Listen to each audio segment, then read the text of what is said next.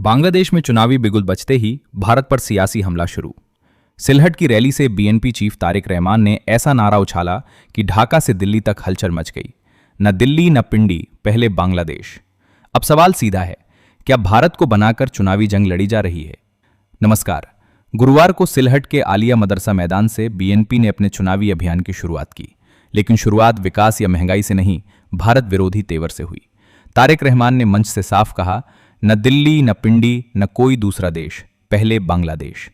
राजनीतिक जानकारों का मानना है कि यह बयान सीधे तौर पर भारत की भूमिका पर सवाल खड़ा करता है, खासकर तब जब मौजूदा सरकार पर भारत परस्त होने के आरोप लगते रहे हैं। हालांकि तारिक रहमान ने भारत का नाम लेकर कोई नीति नहीं बताई, लेकिन नारा खुद बहुत कुछ कह गया। संदेश साफ था, ढाका की राजनीति दिल्ली से नहीं चलेगी। भारत की दखल अंदाजी का नैरेटिव फिर जिंदा। चुनाव में भारत बनाम राष्ट्रवाद की कहानी, यानी वोटरों के मन में यह सवाल बोने की कोशिश, क्या बांग्लादेश के फैसले दिल्ली तय कर रही है? तारिक रहमान ने जमाते इस्लामी पर हमला करते हुए कहा, कुछ लोग जन्नत के टिकट बेचकर वोट खरीदना चाहते हैं। लेकिन राजनीतिक हलकों में चर्चा यह भी है कि यह हमला सिर्फ जमात पर नहीं, बल्कि उन सभी ताकतों पर है जो धर्म और विदेशी समर्थन के सहारे सत्ता तक पहुंचना चाहती हैं।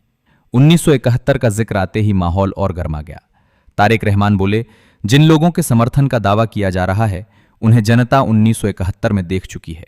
यह बयान अप्रत्यक्ष रूप से आजादी के युद्ध, भारत की भूमिका और मौजूदा सियासी गठजोड़ तीनों को एक ही फ्रेम में ला खड़ा करता है।